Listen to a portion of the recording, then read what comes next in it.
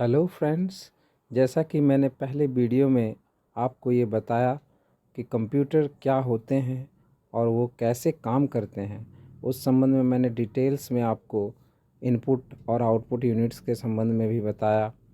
और एक वीडियो भी थी जिसमें आपने ये जाना कि कंप्यूटर के अंदर क्या चलता है, आखिर कंप्यूटर कैसे काम करता है। इस वीडियो में मैं आप लोगों को बताने वाला हूँ कि कंप्यूटर कितने प्रकार के होते हैं और इनके जो प्रकार होते हैं वो हम कैसे किन किन कारकों पर निर्भर करते हैं, अर्थात कंप्यूटर के जो टाइप्स होते हैं वो किन किन बातों पर निर्भर करते हैं। तो इस तरह से चलिए इस वीडियो में हम बढ़ते हैं कंप्यूटर के प्रकार जानने के लिए। तो जो नए हैं वो चैनल को ज़रूर सब्सक्राइब कर लेंगे और लाइक और शेयर कर देंगे और बेल आइकन को भी दबा लेंगे ताकि इसके बाद वाली वीडियो आपको जल्द से जल्द मिल सके। तो चलिए बढ़ते हैं। सबसे पहले हम कंप्यूटर के प्रकार उनके आकार और शक्ति के अनुसार जानेंगे। शक्ति कहने का मतलब है कि उनकी प्रोसेसिंग पावर, उनके आधार पर और उनकी साइज़ के आधार पर हम जानेंगे कि कंप्यूटर कितने प्रकार के होते हैं। तो साइज़ और शक्ति के अनुसार कंप्यूटर के हम 6 प्रकार बता सकते हैं। पहला एक है एम्बेडेड कंप्यूटर। एम्बेडेड कंप्यूटर जिसका चित्र जो है आप ये बगल के ये में आप देख सकते हैं। ये जो है ये एम्बेडेड कंप्यूटर का एक ये आप पिक्चर है। तो इसमें क्या होता है कि ये इसमें कंप्यूटर अर्थात प्रोसेसर और इनपुट आउटपुट वो बहुत ही छोटी सी एक सर्किट बोर्ड में ही सब कुछ रहता है और इससे आप प्रोसेसर को अलग नहीं कर सकते हैं। ये जब इस सर्किट की फैब्रिकेशन होती है तो उस समय ही प्रोसेसर भी उसके अंदर ही फैब्रिकेट कर दिया जाता है। और इस तरह के जो कंप्यूटर होते हैं वो बहुत ही छोटे छोटे डिवाइसेस में, छोटे छोटे यंत्रों में इसका उपयोग होता है, जैसे रिमोट कंट्रोल, लाइट पेन और OMR रीडर या आपका पॉस मशीन, जो पॉइंट ऑफ सेल मशीन्स होते हैं जो दुकानों में लगे रहते हैं, जहां कार्ड हम स्क्रैच करते हैं, और आपके ATMs वगैरह। तो वैसे जो छोटे छोटे मशीन होते हैं, या आप CCTV कैमरा ले लें, तो इस तरह की जो छोटी छोटी मशीनें होती है उसमें एम्बेडेड कंप्यूटर्स का ज़्यादातर यूज़ होता है। और आपका रिस्ट वॉच में भी आप बोल सकते हैं। तो जितने भी छोटे से छोटे डिवाइसेस, इलेक्ट्रॉनिक डिवाइसेस हैं, उनमें अगर कंप्यूटर की ज़रूरत होती है तो उसमें एम्बेडेड कंप्यूटर ही यूज़ होते हैं, अर्थात ऐसे छोटे जिसमें कि इनपुट आउटपुट यूनिट और प्रोसेसर सारे एक ही चिपसेट में या एक ही सर्किट बोर्ड में, छोटे से सर्किट बोर्ड में लगा दिया जाता है। तो हम यहाँ देखें कि एम्बेडेड कंप्यूटर किसको कहते हैं।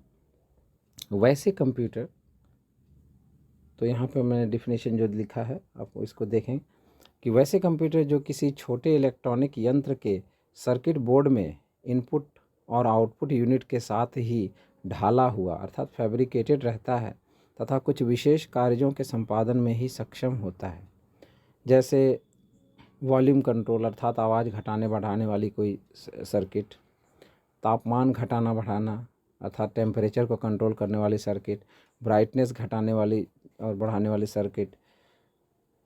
आकार एवं प्रोसेसिंग पावर के मामले में ये काफ़ी कम शक्ति के होते हैं, अर्थात इनकी चूँकि इनमें ज़्यादा डाटा प्रोसेस तो करना नहीं है, सिर्फ इनपुट आउटपुट और कंट्रोल चेंज करना, स्विच करना, बढ़ाना घटाना ये सब होता है, इसलिए इसमें ज़्यादा पावरफुल प्रोसेसर नहीं लगता।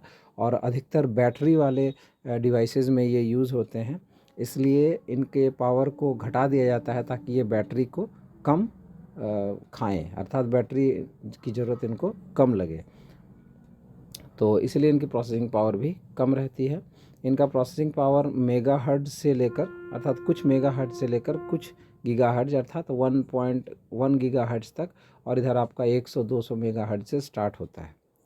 तो 100-200 मेगाहर्ट्ज़ से लेकर 1 गीगाहर्ट्ज़ तक इनकी प्रोसेसिंग पावर रहती है प्रोसेसर की।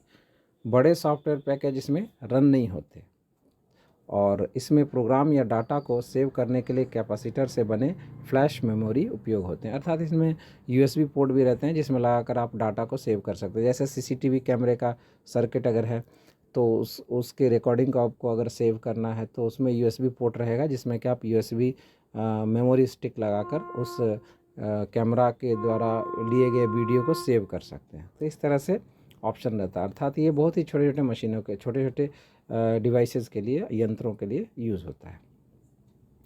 इसके उदाहरण देख लें। जीपीएस डिवाइस जीपीएस डिवाइस अर्थात ग्लोबल पोजीशनिंग सिस्टम जो डिवाइस जो होते हैं, अर्थात ये डिवाइस लेकर हम जहाँ कहीं भी जाते हैं तो गूगल मैप्स में वो लाइव हम बता सकते हैं कि मैं अभी इस वक्त कहाँ पे हूँ। तो इसे जीपीएस डिवाइस कहते हैं। वो प्राय हर एंड्रॉयड फ़ोन में रहता है जिसे हम ऑन करने के बाद गूगल मैप में अपनी स्थिति को देख सकते हैं और उसे यूज़ करके बड़े बड़े शहरों में या प्राय कभी कभार जहाँ रास्ता भटक जाते हैं, नए जगहों पर रास्ता ढूंढते हैं तो जीपीएस की मदद लेते हैं। तो उस तरह की एक डिवाइस अलग से भी होती है, तो उनमें भी ये एम्बेडेड कंप्यूटर्स के यूज़ होता है। रिस्ट वॉच, उसके बाद आईपॉड जिसमें कि सिर्फ MP3 या इस तरह के ऑडियो सॉन्ग्स हम लोग सुनते हैं, उस आईपॉड में भी यूज़ होता है। ट्रैफिक लाइट में, उसमें भी एम्बेडेड कंप्यूटर रहता है। आजकल जो ऑटोमेटिक कंप्यूटराइज्ड ट्रैफिक लाइट होता है उसमें एम्बेडेड कंप्यूटर ही यूज़ होता है। सीटी स्कैनर, जिससे कि हमारे ब्रेन की स्कैनिंग होती है ब्रेन में, अर्थात सिर पे चोट लग जाने से जो कैट स्कैनर होता है तो उसमें भी एम्बेडेड कंप्यूटर रहता है। मोबाइल्स, हम आजकल जो मोबाइल्स यूज़ करते हैं उन सारों में जो भी चिप रहती है उसमें वो फैब्रिकेटेड ऑलरेडी फैक्ट्री से आती है। अर्थात उसके प्रोसेसर को हम उस सर्किट से अलग हटाकर दूसरा प्रोसेसर नहीं लगा सकते। तो ये ऑलरेडी इसके इनपुट आउटपुट जो भी यूनिट हैं वो सारे एक साथ फैब्रिकेटेड करके एक ही सर्किट में रहते हैं मोबाइल के। गेम कंसोल्स, गेम जो प्ले स्टेशन 2 ऐसे वगैरह जो गेम कंसोल हैं जिससे हम गेम खेलते हैं, वो सिर्फ गेम के लिए ही होते हैं वैसे, तो उनमें भी ये एम्बेडेड कंप्यूटर यूज़ होता है। फिर राउटर्स में होता है, राउटर्स जो नेटवर्क में यूज़ होता है वैसे राउटर नेटवर्किंग के लिए, तो वैसे राउटर्स में होता है। कैमकॉर्डर अर्थात ऐसे कैमरे जिनसे हम फ़ोटो भी खींच सकते हैं और वीडियो रिकॉर्डिंग भी कर सकते हैं, उनमें भी एम्बेडेड कंप्यूटर यूज़ होता है। फिर रोबोट में तो होता ही है। उसके बाद है म्यूजिक सिस्टम, जो हम आजकल डिजिटल म्यूजिक सिस्टम लाते हैं उसमें भी यूज़ होता है। वॉशिंग मशीन्स में यूज़ होता है, ट्रेन में होता है, टेलीफोन में होता है, कार्स में होता है। इस तरह से लगभग सभी जगह एम्बेडेड कंप्यूटर जो भी आजकल कंप्यूटर का साइज़ जैसे जैसे घटता जा रहा है तो वैसे वैसे एम्बेडेड कंप्यूटर्स का यूज़ बढ़ता जा रहा है। चलिए अब हम आगे बढ़ते हैं। अगला कंप्यूटर है पाम टॉप कंप्यूटर। तो अब हम जानेंगे कि पाम टॉप कंप्यूटर क्या होता है। तो पाम का अर्थ होता है हथेली, अर्थात हमारा हाथ। तो हमारी हथेली के आकार का होने के कारण इसे हम पाम टॉप कंप्यूटर कहते हैं। जैसे कि आप चित्र में बगल में देख सकते हैं ये पिक्चर में कि एक व्यक्ति के सिर्फ हथेली पर ही ये कंप्यूटर आ गया है, इसलिए इसे पाम टॉप कंप्यूटर कहते हैं। यह एम्बेडेड कंप्यूटर से आकार में थोड़ा बड़ा होता है, पर डेस्कटॉप कंप्यूटर से आकार में और गणना क्षमता में भी काफ़ी छोटा होता है। अर्थात इनकी प्रोसेसिंग पावर जो है वो एम्बेडेड कंप्यूटर से ज़्यादा पर लैपटॉप कंप्यूटर से कम होता है, डेस्कटॉप कंप्यूटर से कम होता है। इसके LCD स्क्रीन छोटा और कीबोर्ड कंप्रेस्ड होता है। कंप्रेस्ड का अर्थ होता है कि इसके कीज़ जो हैं बहुत ही छोटे छोटे होते हैं और मात्रा में भी कम होते हैं। अर्थात जितने डेस्कटॉप कंप्यूटर के बड़ी कीबोर्ड में जो आप कीज़ देखते हैं उनसे काफ़ी कम कीज़ इसमें होते हैं, अर्थात बिल्कुल ज़रूरी कीज़ ही इसमें होते हैं। इसमें PCMCIA स्लॉट होते हैं और अर्थात इनके जो अंदर का जो स्लॉट होता है वो आजकल जो जैसे USB स्लॉट है या AGP स्लॉट है, इस तरह का स्लॉट ना होकर के PCMCIA स्लॉट होता है जो पुराने तरह का स्लॉट होता है, जिसमें मेमोरी, नेटवर्क यंत्र लगाए जाते हैं। इसमें हार्ड डिस्क नहीं होता है, ये आप जान लें कि इसमें हार्ड डिस्क नहीं होता है। कैलेंडर, अब इसके एग्जांपल्स लेते हैं। Calendar, text editors, PDF readers, email readers, social networking apps जैसे फेसबुक, ट्विटर, व्हाट्सएप, हल्के मीडिया प्लेयर्स आदि इसके मुख्य एप्लीकेशंस हैं जो कि हम पाम टॉप कंप्यूटर में आराम से चला सकते हैं। अगला है डेस्कटॉप कंप्यूटर। या पर्सनल कंप्यूटर, जो कि हम दुनिया में जितने भी अधिकतर हम लोगों ने देखा है वो डेस्कटॉप या पर्सनल कंप्यूटर ही है। डेस्कटॉप मतलब डेस्क के ऊपर रखा जाने वाला कंप्यूटर, इसलिए इसे डेस्कटॉप कंप्यूटर कहते हैं। ये कंप्यूटर पामटॉप कंप्यूटर से बड़ा और मिनी कंप्यूटर से छोटा होता है। इसे प्रायः हम डेस्क के ऊपर देखते हैं, इसीलिए इसे डेस्कटॉप कंप्यूटर कहते हैं। इसकी गणना गति अर्थात प्रोसेसिंग पावर 1 गीगाहर्ट्ज़ से लेकर 4 गीगाहर्ट्ज़ तक होता है। और 1 गीगाहर्ट्ज़ बराबर क्या होता है? तो 1 गीगाहर्ट्ज़ का अर्थ होता है 1 पर पावर 2 यानी 10⁹ वाइब्रेशंस पर सेकेंड, उसको 1 गीगाहर्ट्ज़ हम कहेंगे। इस कंप्यूटर में लगभग सभी प्रकार के सॉफ्टवेयर चल सकते हैं। इसका अपना हार्ड डिस्क होता है। रैम 2 GB या इससे अधिक हो सकता है। और आगे चलते हैं, इसके और प्रॉपर्टीज़ को जानते हैं।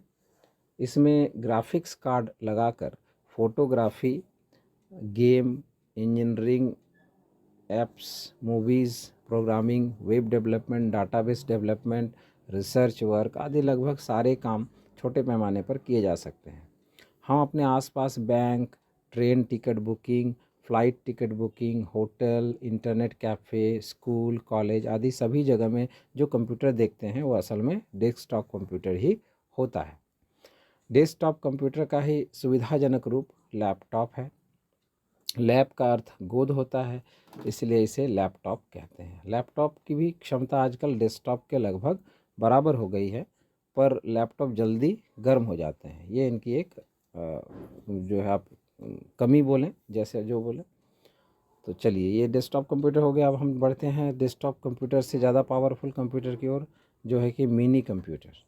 तो ये कंप्यूटर डेस्कटॉप कंप्यूटर से मूल्य और गणना क्षमता में अधिक, परंतु मेन फ्रेम और सुपर कंप्यूटर से कम पावरफुल और कम कीमत की होती है। अर्थात डेस्कटॉप कंप्यूटर यानी कई डेस्कटॉप कंप्यूटर आप ले लें, 5, 10, 15, 20 तक। अगर 15-20 डेस्कटॉप कंप्यूटर एक साथ मिला दिया जाए तो उनकी जो पावर होगी, प्रोसेसिंग पावर, उतना ही प्रोसेसिंग पावर एक मिनी कंप्यूटर की होती है। इनमें डेस्कटॉप कंप्यूटर की अपेक्षा अधिक शक्तिशाली और एक से अधिक प्रोसेसर लगे होते हैं, अर्थात 5, 10, 20 ऐसे प्रोसेसर इनमें लगे होते हैं। इनका उपयोग वैज्ञानिक और तकनीकी गणना, बड़े व्यापारिक संस्थाओं के लेन देन की गणना, जैसे आप समझ लें कि जितने भी मल्टीनेशनल कंपनीज़ हैं, अमेज़ॉन है या फ्लिपकार्ट है या जियो का है या एयरटेल की कंपनी है, ये जितने भी कंपनी हैं वो लगभग अपने ऑफिसेज़ में वो मिनी कंप्यूटर ही यूज़ करते हैं, क्योंकि इनके पास बहुत ज़्यादा मात्रा में डाटा रहता है, तो उसे प्रोसेस करने के लिए ये अपना मिनी कंप्यूटर लगाते हैं। बड़ी मात्रा में फाइल डाटा हैंडलिंग, डाटाबेस बोलते हैं आंकड़ों के संग्रह को, तो इसका उपयोग में जो है मिनी कंप्यूटर यूज़ होता है। इसका उपयोग छोटे एवं मंझोले बिजनेस कंपनियां, विश्वविद्यालय, दवा निर्माता कंपनियां, डाटाबेस मैनेजमेंट कंपनियां जैसे कि ओरेकल, साइबेस, कंप्यूटर निर्माता कंपनियां, मध्यम आकार के सर्वर कंपनियां आदि करती हैं। तो इसमें लगभग हम देखते हैं कि जो भी पर्सनल यूज़ से थोड़ा ऊपर यूज़ जो होता है उसमें जो है मिनी कंप्यूटर अधिकतर यूज़ होता है। जैसे कि विश्व यूनिवर्सिटीज़ में आप ले लें, बिजनेस कंपनियों का ऑफिस में ले लें, और डाटाबेस कंपनियां ले लें जैसे कि ओरेकल वगैरह है, तो ये अपने यहाँ मिनी कंप्यूटर यूज़ करती हैं। और सर्वर जो कंपनियां हैं, सर्वर अर्थात जो डाटा सर्व करने की काम करती हैं जो कंपनियां, वो भी अपने यहाँ मिनी कंप्यूटर्स लगाती हैं। चलिए, अब हम आगे बढ़ते हैं। अगला है main frame computer. Main frame computer क्या होता है? मेन फ्रेम कंप्यूटर का आकार एवं प्रोसेसिंग पावर डेस्कटॉप और मिनी कंप्यूटर से अधिक होता है, अर्थात ये मिनी कंप्यूटर से ज़्यादा बड़ा गणना क्षमता अर्थात प्रोसेसिंग पावर इसकी ज़्यादा होती है और कीमत भी ज़्यादा होती है। तो हम कहाँ पहुँच गए हैं अभी? सबसे छोटा था एम्बेडेड कंप्यूटर, उसके बाद पाम टॉप कंप्यूटर, उसके बाद डेस्कटॉप कंप्यूटर, उसके बाद मिनी कंप्यूटर, और हम अभी पहुँचे हैं मेन फ्रेम कंप्यूटर पर। तो इसकी जो गणना क्षमता वो मिनी कंप्यूटर से ज़्यादा होती है, और इसकी जो गणना क्षमता है, प्रोसेसिंग पावर है, उसे मिप्स में मापा जाता है, अर्थात मिलियन इंस्ट्रक्शंस पर सेकंड। इसका अर्थ क्या होता है? तो इसका अर्थ होता है कि अगर हम 1 सेकंड में कमांड दें तो वो 1 मिलियन कमांड 1 सेकंड में एग्जीक्यूट करने की क्षमता रखता है मेन फ्रेम कंप्यूटर। 1 सेकंड में 10 लाख इंस्ट्रक्शंस, 1 मिलियन में 10 लाख होते हैं, तो अर्थात 10 लाख कमांड हम अगर दे दें तो वो 1 सेकंड में उसे एग्जीक्यूट कर सकता है। इतनी शक्तिशाली होते हैं। तो इनकी मुख्य विशेषताएं क्या क्या होती हैं? नंबर 1, ये अति विश्वसनीय डाटा संधारण क्षमता होती है इनकी, अर्थात ये बहुत ही कम फेल होते हैं, अर्थात ये 24 घंटे चलते रहते हैं और डाटा जो है सर्व करते रहते हैं, तो इसलिए ये बहुत ही विश्वसनीय होते हैं। नंबर 2, डाटा की लगभग 24 घंटे उपलब्धता, अर्थात इनके सर्वर जो है मेन फ्रेम कंप्यूटर्स के जो सर्वर होते हैं वो डाउन सर्वर, जो हम लोग अक्सर सुनते रहते हैं कि आज सर्वर डाउन है, तो वैसी प्रॉब्लम इसमें इनमें नहीं होती हैं, लगभग नहीं के बराबर होती हैं। Number 3, hot swapping of hardwares, अर्थात जो हार्डवेयर्स लगे होते हैं वो उनको उसमें चेंज करने के लिए अगर कोई हार्डवेयर पार्ट ख़राब हो जाए तो उसके लिए पूरे कंप्यूटर सिस्टम को बंद करने की ज़रूरत नहीं पड़ती। होता क्या है कि अगर कोई पार्ट ख़राब हो जाता है तो उसके काम को जो दूसरे और सर्वर लगे होते हैं उसमें बहुत सारे लगभग लाखों प्रोसेसर लगे होते हैं, तो वो लाखों प्रोसेसर में से अगर कुछ ख़राब हो जाए तो बाकी उस काम को संभाल लेते हैं और फिर हमारा आसानी से उस ख़राब पार्ट को निकाल कर फिर उसके जगह पे अच्छे पार्ट्स लगा सकते हैं, अर्थात हमारा सिस्टम बंद नहीं होगा। इसलिए इसे काफ़ी भरोसेमंद कामों में यूज़ किया जाता है, जैसे कि बड़ी बड़ी कंपनियों के जो डेटाबेस सर्वर हैं उसमें, या बहुत से जो रक्षा के जो उपकरण बनाते हैं वैसी कंपनियां, उनके भी सर्वर जो हैं वो मेन फ्रेम कंप्यूटर के बने होते हैं। तो इनका मुख्य उपयोग सर्वर के रूप में बड़ी बड़ी व्यापारिक कंपनियों द्वारा अति संवेदनशील और विशाल आंकड़ों वाले कार्यों में होता है, जैसे मतदान संबंधी अर्थात वोटिंग के कैलकुलेशन वगैरह में, औद्योगिक और उपभोक्ताओं के आंकड़ों से संबंधित, अर्थात जो आपके ग्राहक होते हैं, उनके कस्टमर होते हैं, उनके डाटा को सर्व करना, उनके डाटा को सुरक्षित रखना, ये सब भी ये इनमें बहुत अच्छी तरह से होता है और बहुत ही भरोसेमंद तरीके से होता है। और व्यापारिक उपक्रमों की योजनाओं से संबंधित, या जो अभी बताया बिजनेस, बहुत तरह के बिजनेस जो होते हैं रक्षा के और अन्य दवाई कंपनी के, इनके जो बहुत ही भरोसेमंद इनको कंप्यूटर चाहिए तो वो लोग मेन फ्रेम कंप्यूटर को ही यूज़ करते हैं। अब आते हैं हम सबसे अधिक गणना क्षमता वाले कंप्यूटर की ओर, जो कि है सबसे अंतिम पायदान पर, वो है सुपर कंप्यूटर। और इसीलिए इन्हें सुपर कंप्यूटर भी कहा जाता है, क्योंकि इनके आगे और किसी भी कंप्यूटर की गणना क्षमता, प्रोसेसिंग पावर नहीं होती, अर्थात सबसे ज़्यादा प्रोसेसिंग पावर इनकी ही होती है। तो ये मेन फ्रेम से भी अधिक शक्तिशाली होते हैं और इनकी गणना क्षमता फ्लॉप्स में मापी जाती है। फ्लॉप्स का अर्थ होता है फ्लोटिंग पॉइंट ऑपरेशंस पर सेकेंड, अर्थात सबसे कंप्यूटर में जो कैलकुलेशन की जो टाइम जो है वो सबसे ज़्यादा फ्लोटिंग पॉइंट ऑपरेशंस करने में ही सबसे ज़्यादा कंप्यूटर्स को टाइम लगता है।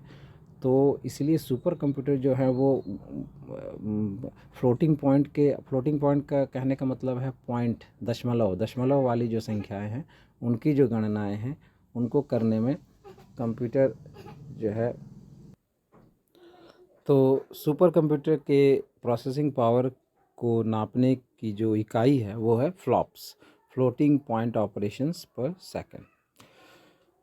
अब कितने प्रोसेसर होते हैं एक सुपर कंप्यूटर के?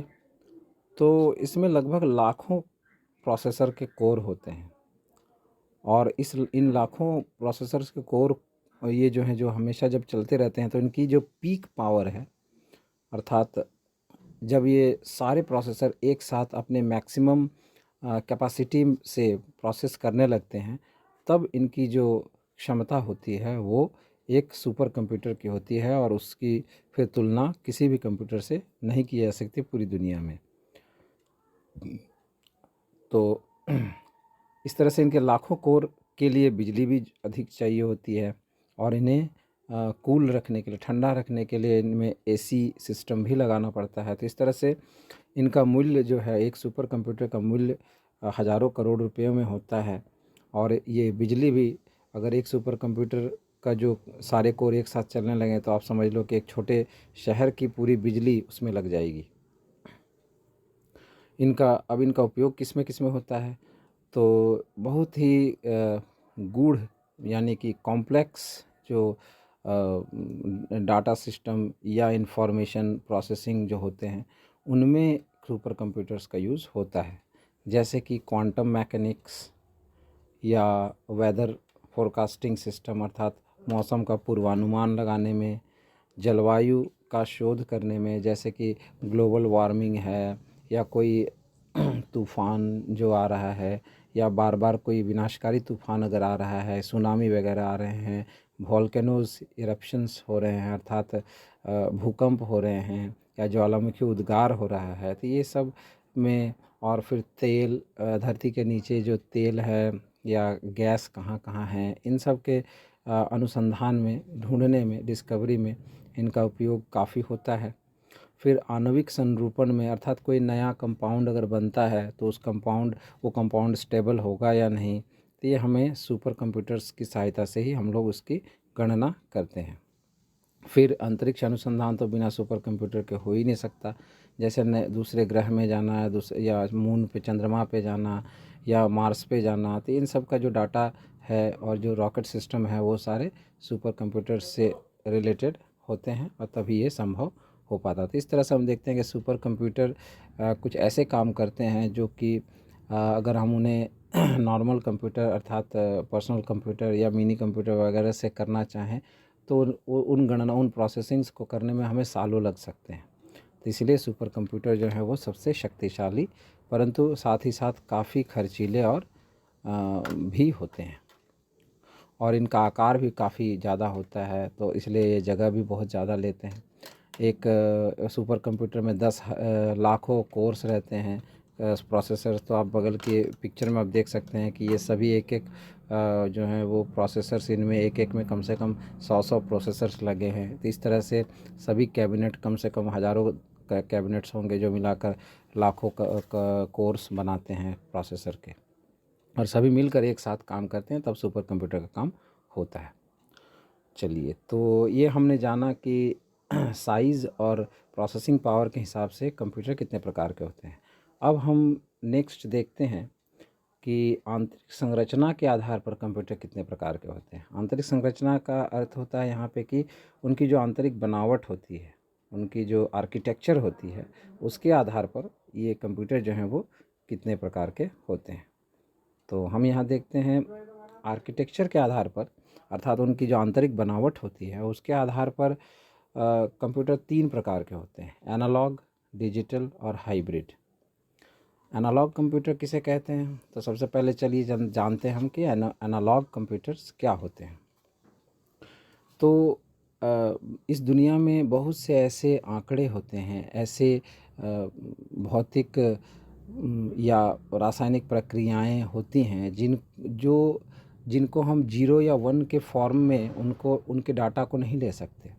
जैसे हवा बह रही है तो हवा की गति कितनी तेज़ है, इसे हम 0-1 के रूप में, अर्थात 0 और 1 का अर्थात होता है कि 0-1 हम लॉजिकली किसे मानते हैं, तो जब करंट फ्लो करता है तो 1 मानते हैं, करंट फ्लो नहीं करता किसी सर्किट में तो उसे 0 मानते हैं।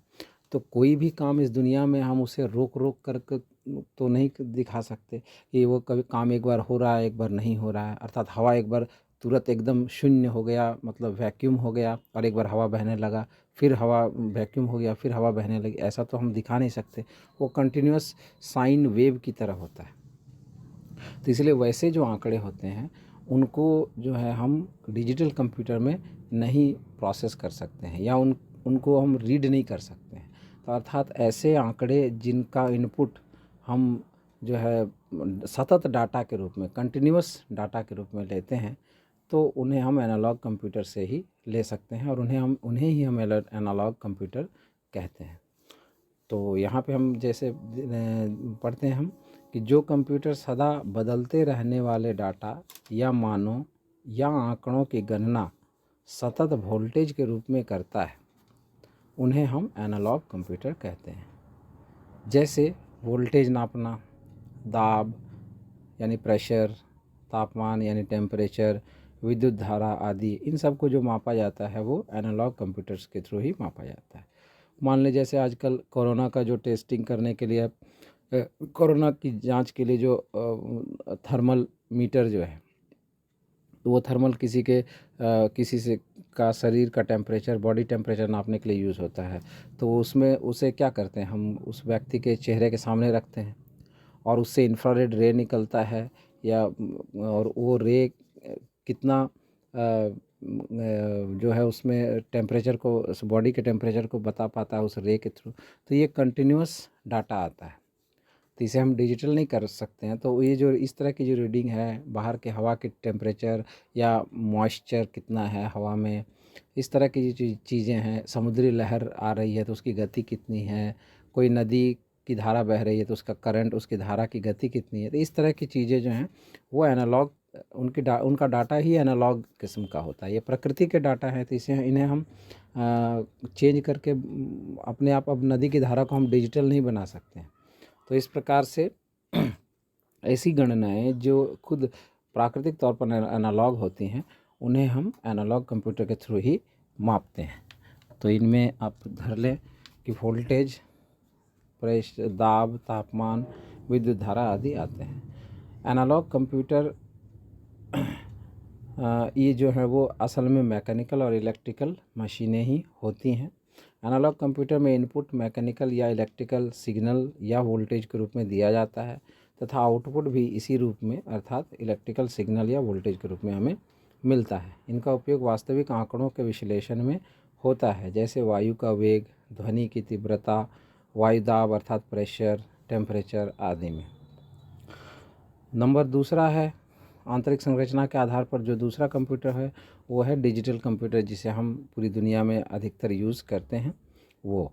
तो जो कंप्यूटर डाटा या मानों या आंकड़ों की गणना असतत डिस्क्रीट वोल्टेज के रूप में करता है। डिस्क्रीट हम कहते हैं किसे, तो जो कंटिन्यूस साइन वेव है, अर्थात एस के आकार की जो वेव बनती है वो कंटिन्यूस वेव कहलाती है। जब हम उस वेव को बिल्कुल तोड़ देते हैं, अर्थात एकदम स्क्वायर की जैसी कर देते हैं, अर्थात इस तरह की अगर कर देते हैं, आपको मैं यहाँ दिखाता हूँ कि जो एनालॉग कंप्यूटर होते हैं उसमें जो डाटा होती है वो, या वोल्टेज जो होता है, तो उससे इस तरह की वेव बनती है, इस तरह की कंटिन्यूअस। ये हुआ एनालॉग फॉर्म, डाटा का ये एनालॉग फॉर्म है। लेकिन डिजिटल जो होता है उसमें क्या होता है कि आप डाटा यहाँ से आया, ऐसे आया, ऐसे ऐसे ऐसे गया, ऐसे आया, फिर ऐसे आया, ऐसे, फिर ऐसे, फिर ऐसे, फिर ऐसे, फिर ऐसे, फिर ऐसे, फिर ऐसे, ऐसे आपका इस तरह से एकदम बिल्कुल इस फॉर्म में आता है। इसमें जो नीचे वाला भाग है उसको 0 माना जाता है और ऊपर वाले बड़े भाग को 1। तो इस तरह से होता है इसमें, अर्थात यहाँ से यहाँ के बीच का जो वोल्टेज है वो बिल्कुल ही 0 हो जाता है। तो इस तरह से ऊपर वाला अगर 1 है तो नीचे वाला को हम, यानी डिजिटल में होता है कि अगर मान लें कि ऐसे है, ये नीचे वाला भाग है और ये ऊपर वाला भाग है, तो इसमें ये बीच का पार्ट है, तो ऊपर वाला भाग है, फिर ये नीचे वाला भाग है, ये फिर ऊपर वाला भाग है। तो इसमें जो नीचे वाला भाग है वो 0 को निरूपित करता है, ये 0 है और ये 1 है, यहाँ फिर 1 है, यहाँ पर फिर ये 0 है। तो इस तरह से जो वेव एनालॉग में इस तरह का, अगर एनालॉग में ये इस तरह फॉर्म में होता है, वो डिजिटल में आकर इस तरह से हो जाता है। तो इस तरह से डिजिटल जो होता है वो कंप्यूटर, उसके जो आंकड़े होते हैं वो डिस्क्रीट होते हैं, असतत होते हैं, कंटिन्यूस नहीं होते। तो इसीलिए इन्हें हम डिजिटल कंप्यूटर कहते हैं। अर्थात डिजिटल कंप्यूटर में असतत वोल्टेज प्रवाह को 0 एवं 1 के रूप में माना जाता है और सारी गणनाएं 0 एवं 1 के रूप में ही होती हैं। कुछ भी डाटा हो वो 0 और 1 में कन्वर्ट होता है। पहला इलेक्ट्रॉनिक डिजिटल कंप्यूटर को एटानासॉफ और बैरी ने मिलकर बनाया था। डिजिटल कंप्यूटर की कार्यप्रणाली वॉन न्यूमन आर्किटेक्चर पर आधारित होता है। वॉन न्यूमन आर्किटेक्चर क्या है? तो पहले क्या होता था, जो कंप्यूटर्स में, डिजिटल कंप्यूटर्स में क्या होते थे कि जो भी काम होता था वो सर्किट जोड़ जोड़ कर किया जाता था, अर्थात जो सर्किट, जितना आप सर्किट लगाएंगे उतना ही काम होगा। तो इस तरह से अगर एक सर्किट, आपने एक प्रकार के सर्किट लगाए तो उससे एक ही प्रकार का काम होता था। अगर उसी कंप्यूटर से आपको दूसरी तरह का काम करवाना है तो आपको फिर नया सर्किट, उस तरह की नई सर्किट बनानी पड़ेगी और उसमें वो पुरानी सर्किट खोलकर वो नई सर्किट लगानी होगी, तब वो दूसरे प्रकार का काम कर पाएगा। तो इस तरह से ये बहुत ही थकाने वाला काम था। तो फिर वॉन न्यूमन, जो कि एक हंगेरियन साइंटिस्ट थे जो अमेरिका में जाकर बस गए थे, उन्होंने ये बताया कि क्यों ना कंप्यूटर में ही डाटा और प्रोग्राम दोनों को ही स्टोर किया जाए। अर्थात पहले जो प्रोग्राम है वो बाहर से, डाटा और प्रोग्राम बाहर से कंप्यूटर में दिए जाते थे, लेकिन जब वॉन न्यूमन ने बताया कि नहीं, प्रोग्राम और डाटा दोनों को कंप्यूटर में ही एक मेमोरी की व्यवस्था की जाए और उस मेमोरी में ही प्रोग्राम भी रहे और डाटा भी रहे, तो हमें बार बार इस तरह की जो सर्किट है वो बदलने की ज़रूरत नहीं पड़ेगी। तो उस आर्किटेक्चर को तब से सारे डिजिटल कंप्यूटर की जो रचना है, संरचना है, वो उसी तरह से बदल दी गई। और अब जो उस समय से अभी तक सारे वॉन न्यूमन आर्किटेक्चर में ही सारे कंप्यूटर बने होते हैं, वो सुपर कंप्यूटर ही क्यों ना हो। अर्थात हम देखते ही हैं कि हम जो प्रोग्रामिंग करते हैं कंप्यूटर में, तो उसमें डाटा और प्रोग्राम दोनों ही मेमोरी में, हमारा रैम में सेव रहता है। तो वो वॉन न्यूमन आर्किटेक्चर की ही पहचान है वो। चलिए अब हम आगे चलते हैं। तो इस तरह से दो कंप्यूटर हो गए, डिजिटल कंप्यूटर। अब तीसरा जो प्रकार है वो है हाइब्रिड कंप्यूटर का। हाइब्रिड कंप्यूटर क्या होता है? तो जैसा कि शब्द से लगता है, हाइब्रिड शब्द का अर्थ ही होता है कि जिसमें दोनों गुण जो है, अर्थात एनालॉग और डिजिटल दोनों के गुण आपस में मिले हुए हों जिस कंप्यूटर में, उस कंप्यूटर का हम हाइब्रिड कंप्यूटर कहते हैं। अर्थात हमारे इस जो रियल लाइफ सिचुएशन में होता क्या है कि हमारे बहुत से ऐसे काम होते हैं जिनमें कि हमें कैलकुलेशंस की भी ज़रूरत होती है, तो वहाँ उस पार्ट में हम डिजिटल कंप्यूटर यूज़ कर लेते हैं। और कुछ पार्ट में हमें रियल लाइफ, यानी जो नेचुरल चीज़ हैं उनको रीड करना पड़ता है, तो उसके लिए हम एनालॉग कंप्यूटर उसमें यूज़ कर लेते हैं। जैसे कि मान लें कि अगर आपको हाथी की आवाज़ जो है उसको रिकॉर्ड करना है और रिकॉर्ड करके उसे प्रोसेस करना है कंप्यूटर में और उसे कहीं यूज़ करना है दूसरे मूवी में क्लिप के तौर पर, तो आप क्या करेंगे? माइक्रोफोन लेकर जाएंगे हाथी के पास और हाथी की आवाज़ को रिकॉर्ड करेंगे। तो वो जो आप रिकॉर्ड कर रहे हैं हाथी की आवाज़ को माइक के थ्रू, वो आपका एनालॉग फॉर्म है, वो डिजिटल फॉर्म नहीं है। तो उसको जब वो रिकॉर्ड करके आप जब कंप्यूटर में डालेंगे तो वो एनालॉग कंप्यूटर के थ्रू ही आपके डिजिटल कंप्यूटर में जाएगा। तो जिन मशीनों से होकर के वो रिकॉर्ड हो रही है, फिर वो प्रोसेस होकर के और डिजिटल फॉर्म में बन के जा रहा है, तो वहाँ तक एनालॉग कंप्यूटर है।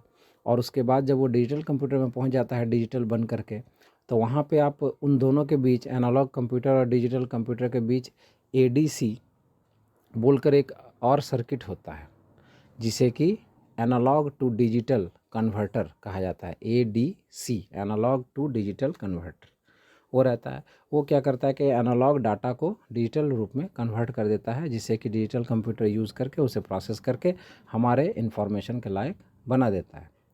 फिर अगर कभी ऐसा भी होता है कि हमारे डिजिटल डाटा को एनालॉग फॉर्म में बदलना हो, तो वहाँ पे बीच में, यानी डिजिटल कंप्यूटर और एनालॉग के बीच में, जब डिजिटल से एनालॉग की तरफ जाता है डाटा, तो बीच में डीएसी कन्वर्टर होता है, अर्थात डिजिटल टू एनालॉग कन्वर्टर। तो वो कन्वर्टर क्या करता है, डिजिटल डाटा को एनालॉग फॉर्म में बदल देता है, फिर उसे हम यूज़ कर पाते हैं एनालॉग फॉर्म में।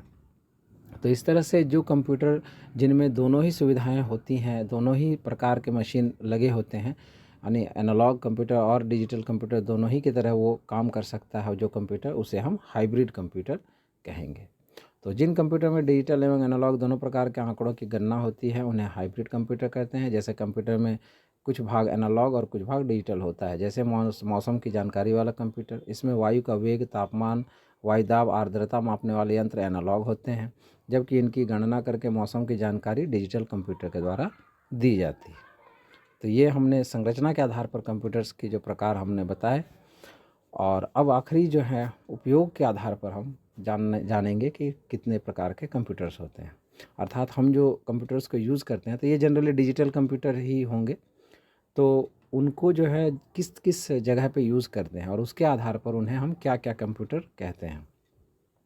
तो जो इंटरनेट पे डाटा सर्व करने के लिए बहुत विशाल जो डाटा है, वो इंटरनेट डाटा, मूवी हो, आपका ईमेल हो, आपका फ़ाइल हो, सॉन्ग हो, इससे वगैरह जो हम लोग इंटरनेट पे सर्व करते हैं, तो वो भी बहुत बड़े बड़े कंप्यूटर्स के द्वारा होते हैं। वो मेन फ्रेम भी हो सकते हैं और मिनी कंप्यूटर भी हो सकते हैं। तो ये मेन फ्रेम और मिनी कंप्यूटर से होते हैं, या सुपर कंप्यूटर भी हो सकते हैं। तो ये जो कंप्यूटर जो डाटा सर्व करने का काम करते हैं, उन्हें हम सर्वर कंप्यूटर कहते हैं। तो ये कंप्यूटर क्या करते हैं, इंटरनेट पर image, song, movie, game, news, email आदि के लिए डाटा सर्व करने का काम करते हैं। तो इस तरह से डाटा सर्व करने वाले को, जो वेबसाइट की डाटा सर्व करते हैं, उन्हें हम वेब सर्वर, जो फाइल, सिर्फ फाइल का ही लेन देन आदान प्रदान करते हैं, उन्हें हम फाइल सर्वर, जिसमें से सिर्फ डाटाबेस का काम होता है जिन सर्वर से, उन्हें डाटाबेस सर्वर, जिनमें सिर्फ ईमेल का काम होता है उन्हें ईमेल सर्वर, इस तरह से। और जो इनमें डोमेन नेम का लेन देन होता है उसे हम डोमेन सर्वर कहते हैं। और ये सर्वर जो हैं वो इतने हाई मजबूत मशीन होते हैं कि लगभग ये 24 घंटे सातों दिन, यानी 24/7 काम करने के लिए बने होते हैं। इसीलिए इन्हें मेन फ्रेम के द्वारा ही अधिकतर, या मिनी कंप्यूटर्स के द्वारा बनाए जाते हैं। नंबर 2 है वर्क स्टेशन कंप्यूटर। तो जितने भी दैनिक उपयोग के सॉफ्टवेयर के काम हैं, चाहे वो ऑफिस सॉफ्टवेयर हो, ग्राफिक्स हो, ऑडियो वीडियो के काम हो, डिज़ाइनिंग के काम हो, प्रिंट मीडिया के काम हो, ये सभी कहाँ पे होते हैं? तो जनरली जो हम विभिन्न तरह के जो ऑफिसेज़ देखते हैं, उनमें ख़ास तौर पर जो प्रिंट मीडिया के या डेस्कटॉप पब्लिशिंग के जो ऑफिसेज़ होते हैं, वहाँ पे हम देखते हैं वो कंप्यूटर, हम उन्हें वो भी डिजिटल कंप्यूटर ही हैं, पर्सनल कंप्यूटर अधिकतर होते हैं, और उन्हें हम, चूँकि वो वर्क स्टेशन की तरह काम करते हैं, वहाँ पे सारा वर्क होता है, इसीलिए उन कंप्यूटर्स को हम कहते हैं वर्क स्टेशन कंप्यूटर। जैसे कोई मीडिया लैब है, अर्थात मीडिया कंपनी है, वहाँ पे मान लें कि कोई ग्राफिक्स का काम होता है, फ़ोटोशॉप का काम होता है, तो इस तरह का और वो एडवर्टाइजिंग का काम करते हैं, तो इस तरह से वहाँ पे सारा चीज़ 10-20 कंप्यूटर का समूह होता है, वहाँ पर सब लोग मिल करके कुछ एडवर्टाइजिंग बना रहे होते हैं, या मूवी का जो आजकल VFX का काम होता है तो वो करते हैं। तो ये सारे 10-20 मिलकर काम करते हैं, तो उस तरह का जो सिचुएशन होता है उसे हम वर्क स्टेशन कंप्यूटर कहते हैं, क्योंकि एक वो वर्क स्टेशन की तरह वो जगह काम करती है। अगला है और आखिरी जो है वो है उपयोग कंप्यूटर्स का होता है, वो नेटवर्क कंप्यूटर के तौर पर। अर्थात नेटवर्क के जितने भी डिवाइसेस हैं, जैसे रिपीटर हैं, राउटर हैं, और आपका हब है, ये सब जो हैं, ये कंप्यूटर ही होते हैं एक्चुअल में, और मशीन भी हो सकते हैं। तो ये जो कंप्यूटर्स हैं, जब कोई कंप्यूटर एक राउटर की तरह काम करने लगता है, राउटर उसे कहते हैं जो कि इंटरनेट में डाटा को रास्ता दिखाए, अर्थात रूट दिखाए, रास्ते का रूट दिखाए, इसलिए उन्हें हम रूटर या राउटर कहते हैं। तो जो कंप्यूटर डाटा का रूट दिखाता है, जैसे कि हम अगर कोई डाटा इंटरनेट पे डाउनलोड करना चाहते हैं, और वो मेन उसका सर्वर मान लें मुंबई में है, तो मुंबई, लेकिन डाटा वो अमेरिका का है, तो अमेरिका के सर्वर जो है उसे रूट करेंगे पहले, यानी उसको रास्ता दिखाएंगे मुंबई के सर्वर की तरफ, फिर मुंबई के सर्वर से वो हमारे यहाँ और कोई अगर लोकल सर्वर होगा तो वहाँ पे आएगा, और फिर वहाँ से हमारे मोबाइल या कंप्यूटर पे आएगा। तो इस तरह से जो कंप्यूटर रास्ता दिखाते हैं उन्हें हम राउटर कंप्यूटर्स कहते हैं।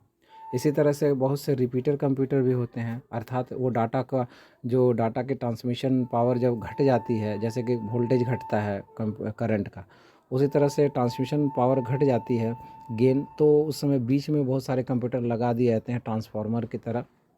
जैसे ट्रांसफार्मर वोल्टेज को बढ़ाते हैं बीच में रहकर, उसी तरह वो कंप्यूटर उसी डाटा को फिर से रिपीट करते हैं, रिपीट करके आगे भेजते हैं, तो वो डाटा हमें ज़्यादा फास्ट मिल पाती है।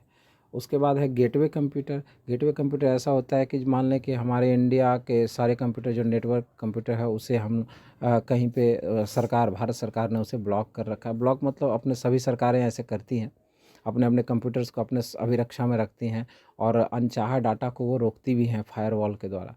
लेकिन जब ज़रूरी डाटा जो होता है उसे पार करने के लिए, जिस तरह से हम अपने स्कूल के या घर के चारों तरफ घेरा लगाते हैं, दीवार घेरते हैं, और बीच में एक गेट रखते हैं, ताकि चारों तरफ से जो है लोग ना घुस सकें या कोई जानवर ना घुस सके, और सिर्फ गेट जो है वहीं से घुस सके, लोग या कोई भी जिसे हम चाहें वो गेट के थ्रू आए। तो इस उसी प्रकार से हमारे कंप्यूटर का जो इंटरनेट का जो बाउंड्री है पूरे किसी भी देश का या किसी भी इलाके का, तो उसका भी चारों तरफ से वो जो डाटा है वो आपको एक निश्चित कंप्यूटर से ही डाटा को इंटर करने के लिए या वहाँ से बाहर निकलने के लिए देता है। तो वो एक गेट की तरह काम करता है, इसीलिए उसे हम गेटवे कंप्यूटर कहते हैं उस कंप्यूटर को। वो एक बड़ा सर्वर भी हो सकता है, तो वो सर्वर गेटवे की तरह काम कर रहा होता है, तो उसे हम गेटवे कंप्यूटर कहते हैं। उसके बाद कई कंप्यूटर ऐसे होते हैं जो दो देशों के बीच में या दो संस्थाओं के बीच में या दो कंपनियों के बीच में ब्रिज का काम करते हैं। जैसे कि ब्रिज का क्या काम है, एक नदी के इस तरफ के लोगों को उस तरफ के लोगों से जोड़ना। तो उसी तरह से अगर दो कंपनी या दो देश आपस में अपने डाटा को जो है शेयर करना चाहते हैं, तो बीच में जो है ब्रिज कंप्यूटर्स का यूज़ किया जा सकता है। यानी कि अगर हमारा देश किसी दूसरे देश को डाटा भेजेगा तो वो पहले ब्रिज कंप्यूटर में जाएगा और वो एक ब्रिज की तरह, पुल की तरह काम करता है।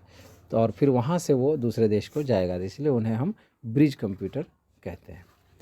तो इस तरह से दोस्तों आज हमने जाना कि कंप्यूटर्स कितने टाइप के होते हैं, और आशा है कि आपको काफ़ी कुछ समझ में भी आया होगा।